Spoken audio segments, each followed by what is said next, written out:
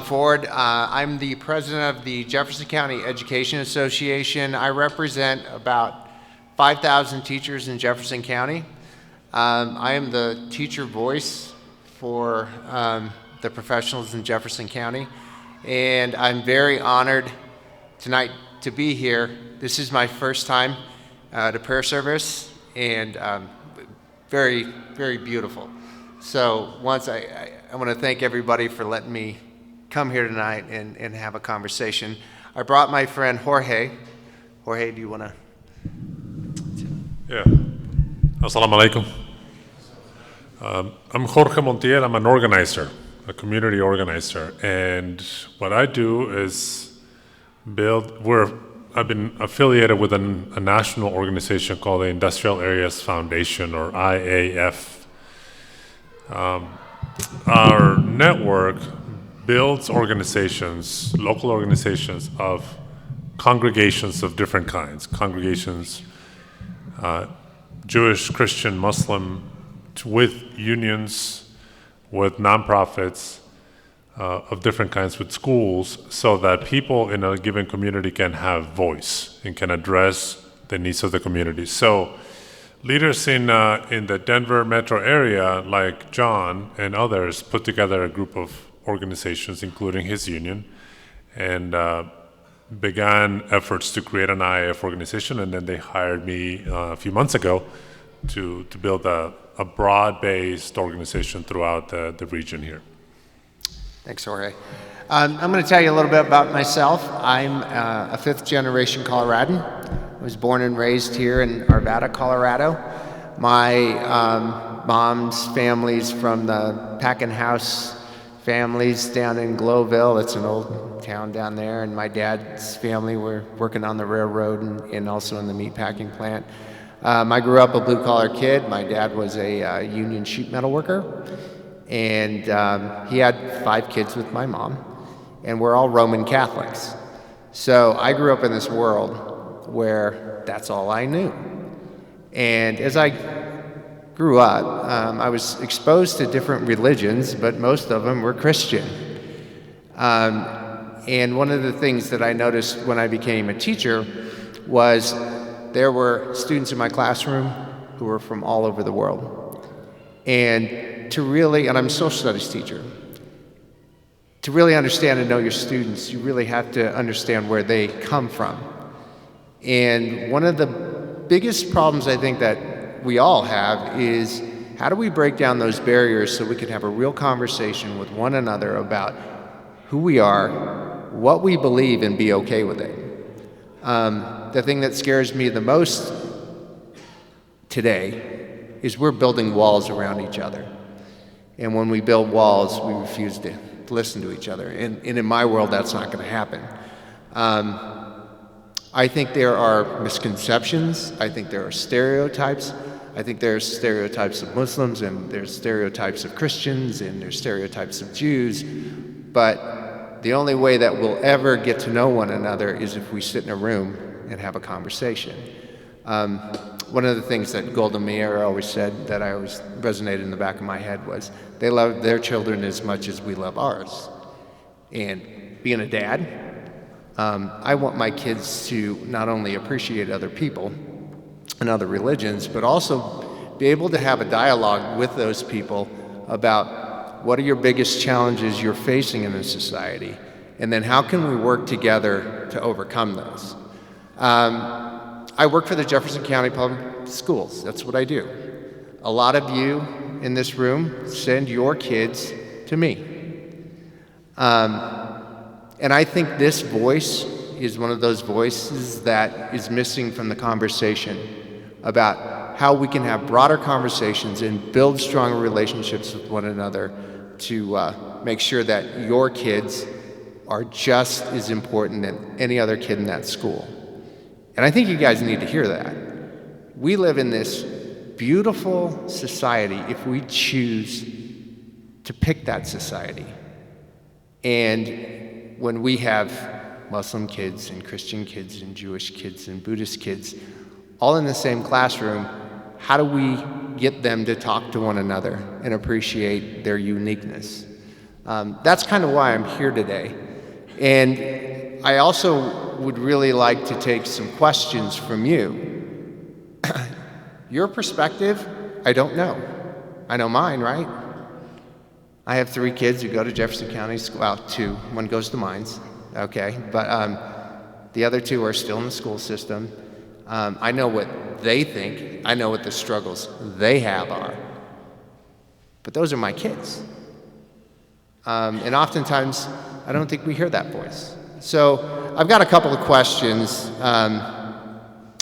that I just kind of want to open it up to you. If you feel comfortable in asking us questions, I would really appreciate that. And as we go through, we'll try to really try to build a relationship and then listen to what you are saying to us, so I can take that back to the superintendent of schools, Dr. Glass, and try to bring him into the conversation. I think this is kind of one of those first steps. So my first question is, do you feel welcome in your schools?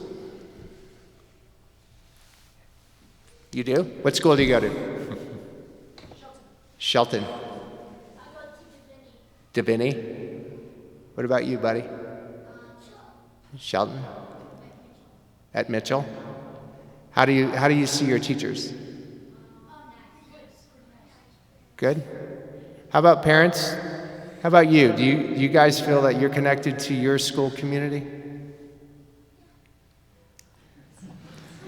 Hey, you know what? I've been in some difficult rooms, so I can take a lot. I mean, I really want the honest conversation. If you've seen things or heard things, one of the things that really kind of bugs me, both Jorge and I are Catholics, and we have our things, right? We have during Lent and Fridays we fish and all that kind of stuff, but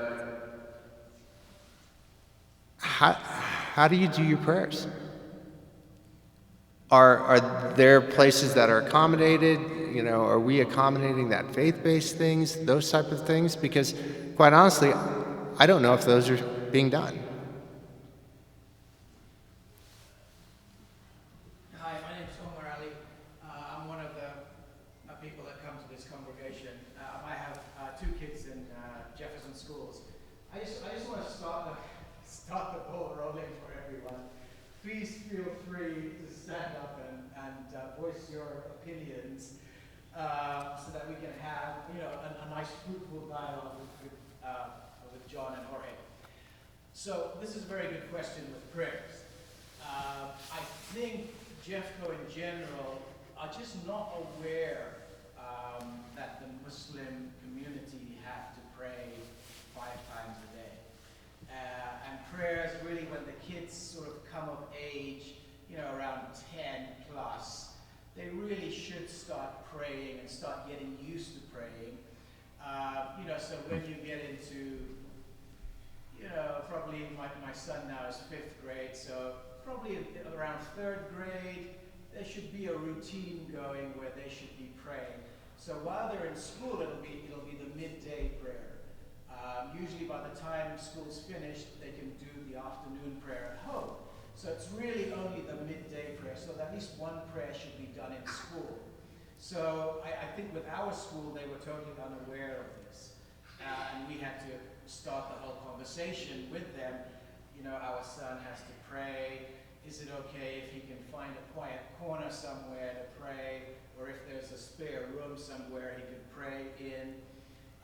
So we had to do this all from scratch, but it would be nice if, Jeffco schools sort of disseminated this information about our community and the need for our kids to start getting used to praying.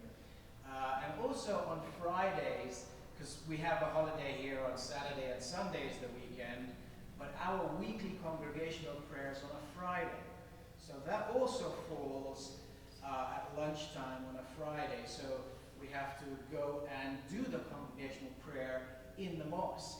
So we have to pull our kid out of school, go and pray, and then bring him back to school. So it's really understanding this needs to sort of get filtered down through Jeffco Public Schools, that this community does have this need for prayers and should be accommodated for the Muslim community. So if we came up with some ideas and took it to the superintendent, you would help us with that? I mean, absolutely, we'd all be happy to help. Yeah. Okay.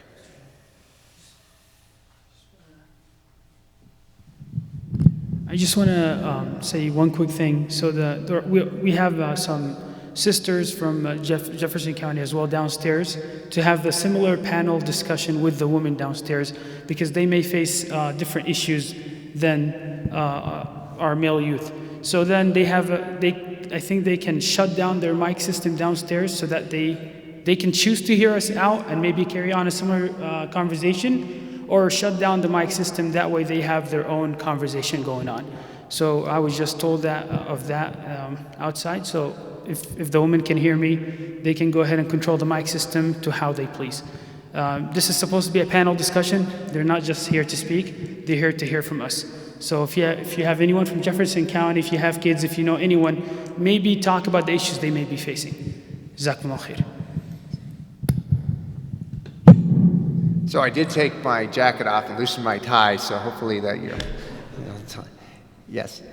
My concern is about teaching Islamic history more in the upper grades, high school, and things like that. Because I understand if you're teaching history, inevitably you're going to have to teach the history of Islam, even if you're sticking toward Western civilization, because it's just a part of world history. When I was in Bear Creek High School, they taught about it. But my concern is maybe having, reaching out to imams of our community who could give a quick presentation to like a world history class or whatever, social studies, or whoever would teach that. That way it could be contextualized properly and even taught properly. Because I don't know what the books or, what is being taught now, but I remember when I was in high school, it wasn't done very well. And I can speak directly to that. I'm a social studies teacher. I taught world history. By no means am I an expert on religion. I know mine, right? But when it comes to Buddhism and Islam, I think we have a real opportunity for the expertise in this room to help join our conversations, especially with our world history classes. I think that's a wonderful idea. It's just getting volunteers. How do we find people? We've got, okay, here it is. We've got 155 schools in Jefferson County. We have 19 high schools. How do we find the resources and the people who could go in and work with teachers, especially around that history part? When all world history teachers have to teach an element of religion. It's just the way it is. So how do we get the right people in that room to have the right conversation? And I used to teach parts of Islam. I mean, it was part of my thing, and you'd give it one day, But I was shocked. In a half an hour, I learned more than, I was like, whoa, that's awesome. And I wish I would have had an expert. But the other problem is, we don't know each other. So hopefully this is where we get to know each other. Yeah.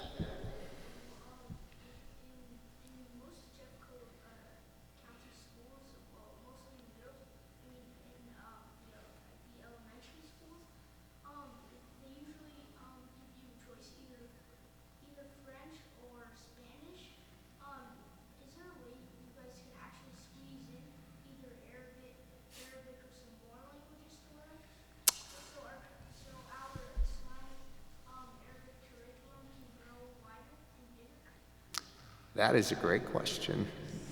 Boy, I hate to try to answer that.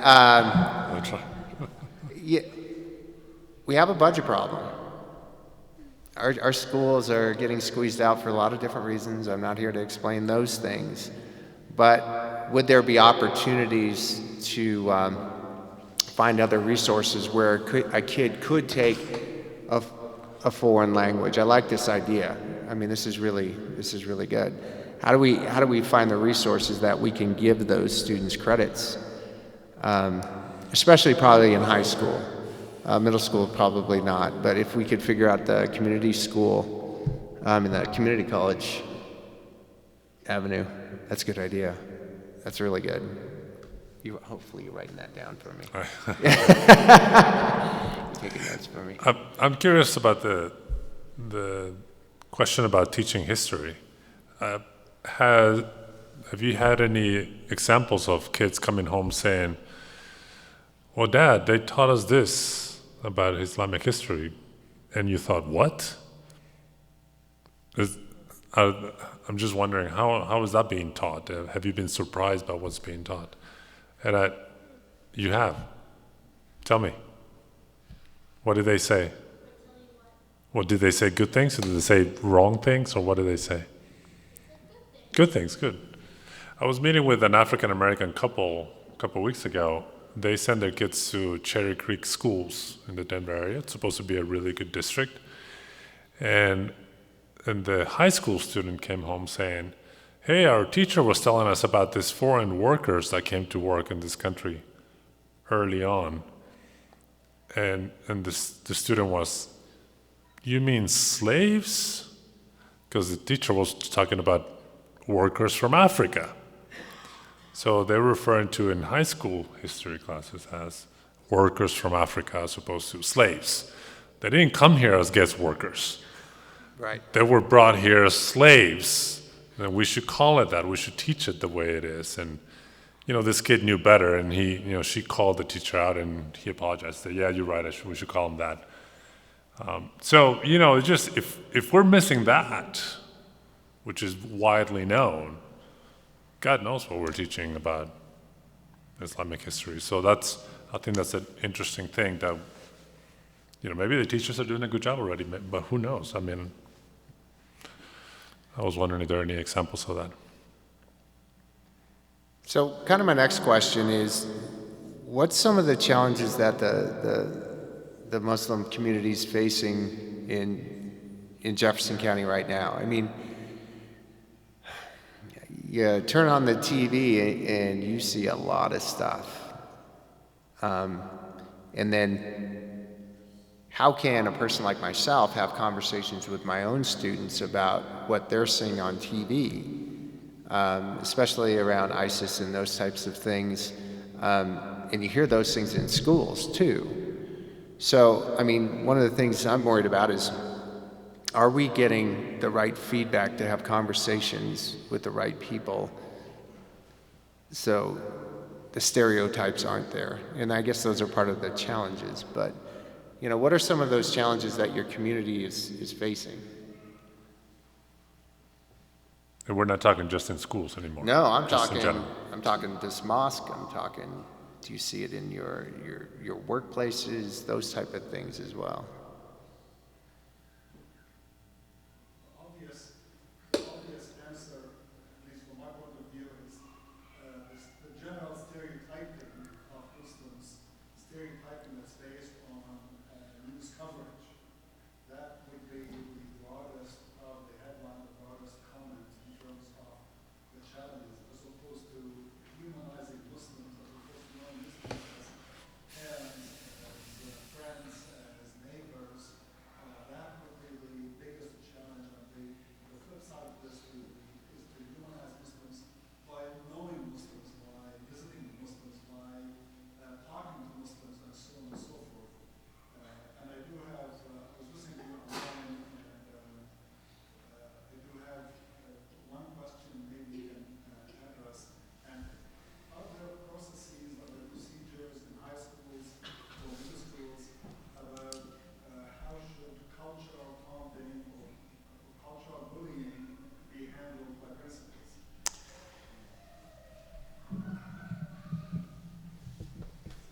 Yeah. I think bullying is taking place everywhere. And people are, feeling detached sometimes from school. Bullying can be various ways, but what I'm concerned about, are we seeing Muslim students being bullied because of who they are? And that's one of the big reasons I'm here. Because that's something that we can address, I truly believe. And I would like to ask the kids, have you seen it?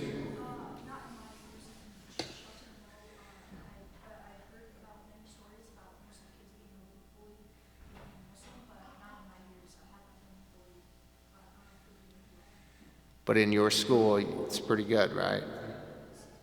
How about you guys?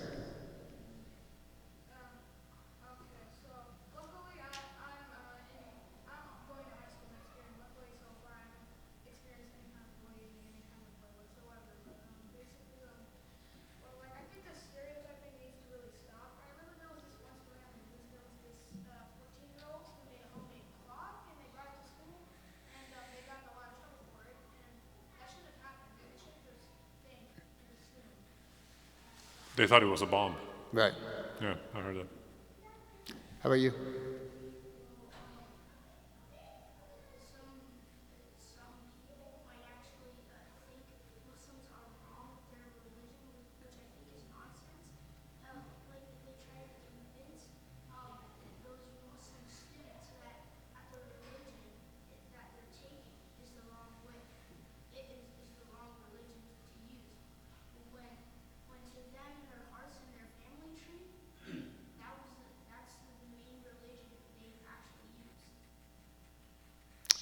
Yeah. And trust me, I don't think it's just a Muslim thing. I think people are called out because they believe a lot of different religions. But yeah, let's go with this guy here. Okay.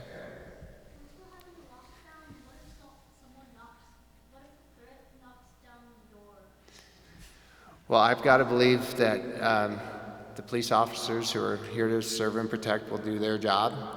Luckily, we have not had an incident since 1999, and since then, I can truly say that Jefferson County Public Schools are the safest buildings for that kind of stuff, probably in the entire country, and we're really proud of that.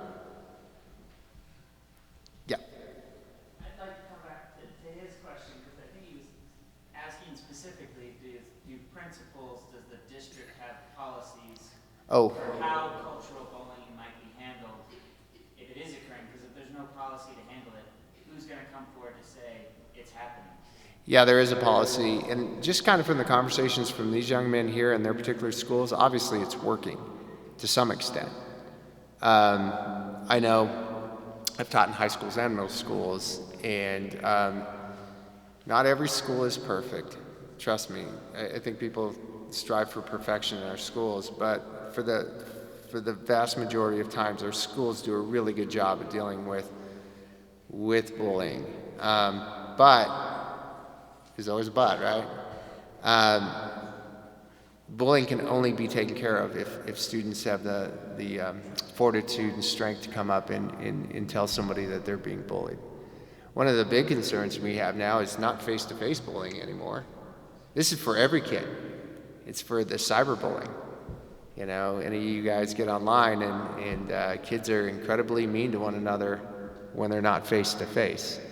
So I would say probably in schools and the face-to-face bullying, I think we do a pretty good job. But it's this electronic cyber world that we really struggle with, because you're not going from classroom to classroom. You're going from school to school, in some cases even further than that.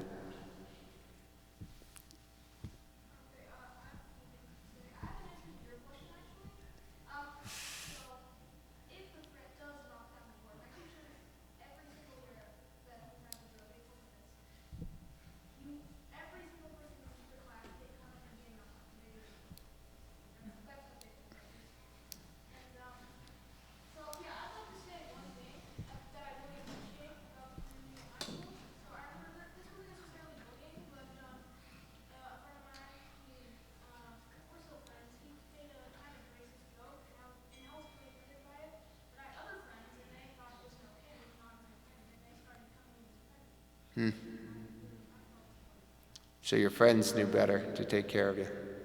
And are they Muslims? Just kids, huh? That's good. The one in the black. Adding on to his answer, I think there's not that many people who bully Muslims for who they are, and there's way more people who will defend them. Adding on to his question, to his answer, so I think there's a good amount of people that don't have much problem with Muslims. That's good to hear. In the back. I'm gonna go with it. Regarding bullying, if there, there should be a strict law. Like I'm from a dental school, and there's a strict law that if you're catched doing any unethical stuff regarding patients or cheating on an exam, there is absolutely no way out, and you're kicked out of the school. And that's a very strict law. So I think if there can be a law regarding bullying, like there hasn't been any law and we haven't seen any particular action that has been taken on bullying, right? It happens and we know and it's been going on. So there should be a separate like a training program as part of the curriculum. Like if you get bullied, you need to have such witnesses, and you should train the kids from the very beginning that how to handle bullying. And if somebody is guilty of bullying, he should be held accountable and punished accordingly. So we need to make examples, like if somebody is caught bullying, we need to make an example. Like if you break a signal and there's a photo enforced camera over there, even if you want to break a signal, you would stop. Because you'll get a $75 ticket, right? Mm-hmm. So if somebody gets particular punishment regarding that act that he did, I think it will stop. So I think, in my opinion, if we make a law and we strictly follow it, it must be handled that way. That one's a tough one. Anything, if you were to make a law, of course, it has to go for the state legislature, which I'm just a teacher, so I get where you're coming from.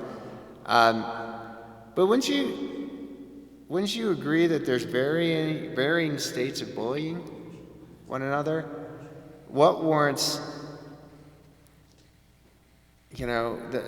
what would be the escalation of the punishment? And that's the hardest thing that people have to deal with. We do, in schools, have really systematic punishments for people who bully. But it's the real flagrant stuff that we all see all the time. The kid pushing the one in the playground, those type of things. But it's those little ones, those sinister little bullying things that they're really hard to put our finger on. And I don't know how we capture those things. I think we can deal with the bigger stuff, but these guys right here really kind of enlightened me on a lot of stuff. I'm really happy to see that they're in a school where they're thriving and they're not getting bullied, and it's to them. They have people who will take care of them, and I'm not really answering your question, other than in the schools, the systems that we have now, I think we can deal with the bullying stuff that we can really put our hands on. It's that other stuff that we can't. And that's not a real good answer to that, other than we do have systems in place. Sometimes the punishment is not what the other parent wants. You suspend a kid for a day for bullying, and some parent might not see that that's not enough. So that's kind of where the rub is, and that's up to the school district. And the state of Colorado has concurrent enrollment laws as well. So hopefully the school system has something in place if perhaps one of the kids or our kids, what if somebody goes to them and says, "You Muslim terrorist," what should be the consequences that that person faces?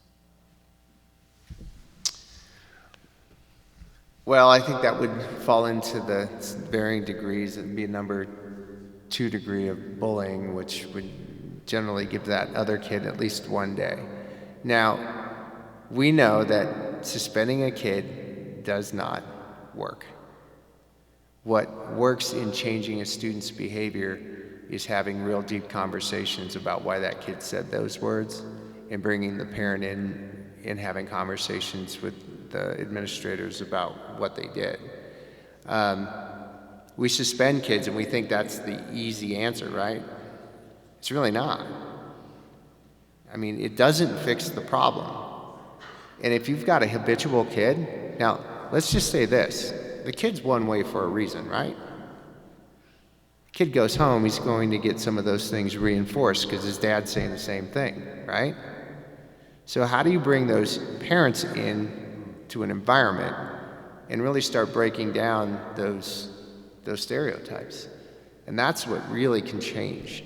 And I think a lot of times that's what hurts us, right? You know, we don't have these really deep conversations with one another, so we don't really know each other. You know, and you know, we make those leaps of like they're eating pork or they're not eating pork, or you know, why are they eating pork? And all of a sudden it becomes a pork thing, not a human being thing. So maybe the system of education needs to change a little bit. And I think your voice could be the thing that helps us move those conversations in the right direction. All right, I'm just going to take this guy in the blue. His hand's been up forever. Cyberbullying, can't you just block the person? Say that again. You just block the person that's cyberbullying, then report Smart kid. But you can't, well, you can report the person in your school for bullying you, but you can't block them. True, but you can also, you have friends in schools, right? Like your teachers and your administrators, your principals, you can go talk to them, right? So that's how, you know, we deal with that. Some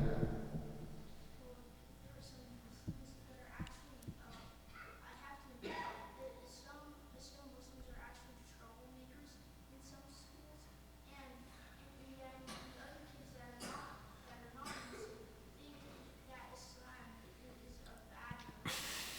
I'm gonna take that one. That one particular kid. Yeah. And therefore, you shouldn't judge just one person. That one person that judged the careless Muslim should try another Muslim that's actually obedient and cares. You know, we just did a little class on Islam 101. I think he should teach it next time, Omar. I mean, no offense, you did a good job, but he should do that next time. That's very effective. I wanted to add just something. I just moved here from Texas, and Texas just passed a law to deal with cyberbullying. When I was in San Antonio, a young man who actually happened to go to the gym that I went committed suicide. Young, very affluent white kid in a very, very wealthy part of San Antonio. You know, he was kind of young, skinny, tall kid, and they just made fun of him relentlessly. And so they moved him out to another school, to a private school, but who cares what school? He's still online. So they kept going after him, and he committed suicide. So that prompted legislators to pass a law that even if the bullying is happening online, the schools can get involved. If they figure out the students are there, then the school can do something, and they also can hold parents responsible for some of that. I also saw in San Antonio kids from the inner city who were told to go back home because they were illegal, right? Go back to Mexico, and the kids are like, wait a minute, I live on the west side of San Antonio, that's home to me. I've never been to Mexico. And so I agree that kids are repeating what they hear at home. I mean, where did they come up to go back home, go back to your country? I mean, like, they don't even know where Mexico is. The kids who are saying that, or the kids who are being told that, neither of them knows where Mexico is because our education system down there is so bad. But they're telling them to go back to Mexico. And so they're really repeating what's going on at home. And, you know, one of the benefits of the model that we use for organizing, and the reason why we insist on having diverse organizations, is so that people can work on other things together. We work on wages. We work on jobs. We work on protection of immigrants and refugees. We work on passing a bond for a school district. So when people work together on other stuff, then all of a sudden they begin to see, oh, you know that guy, Omar, he worked with us on getting a new park. And he's a Muslim, he cares about parks. Who knew? Well, people begin to know that you're just another guy with kids. And so they may be less likely to say things out loud in front of their kids because they know you, or they know you, right? So yes, there's got to be rules and there's got to be consequences at the school, like the workplace. But I think that we ought to take responsibility. I'm an immigrant myself, and I'm very sensitive to how immigrants are treated. But I think that the best way to deal with that is not to send the kids home, but to deal with the adults and try to build relationships. I think bringing people together to organize together, it's to get things done, but also to fight better. We can disagree and we can argue, but we do it better because we know each other. Right? And so we're building this organization in the region, and I know we have a gathering on Sunday, and some young men who are trying to build a Muslim American Society chapter here are going to be there.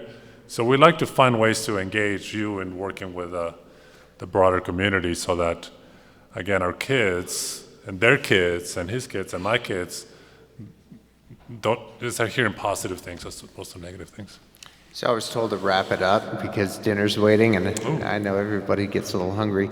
But, I think the purpose of tonight was more than just, a school teacher and an organizer come up and talk to you guys, about the way it is. But I think the real purpose tonight is for us to get to know each other.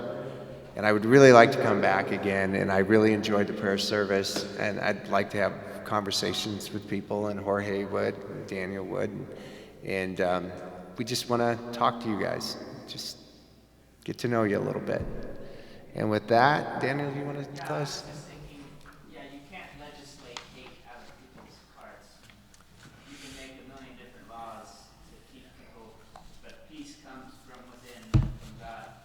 And so I think, it's all about relationships and the connections that we build, that we humanize each other, and this is one step in the direction of making it safer for our kids, but for also our communities to know each other and to create safe, thriving communities together.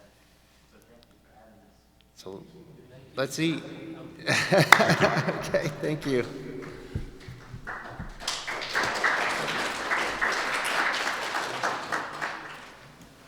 And I want to thank Ahmed for setting this up. We thank John, Jorge here for being with us. It's been a pleasure, and I think we got somewhere.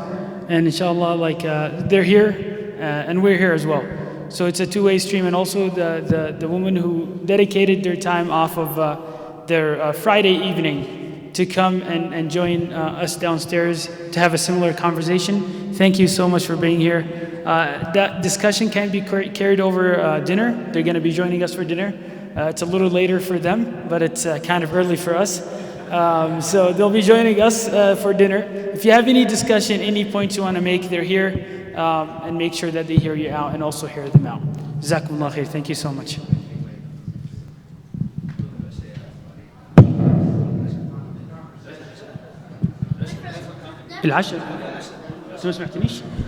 If you guys didn't hear me, I was talking about the dinner. The dinner, inshallah, is next room. Jazakumullah khair.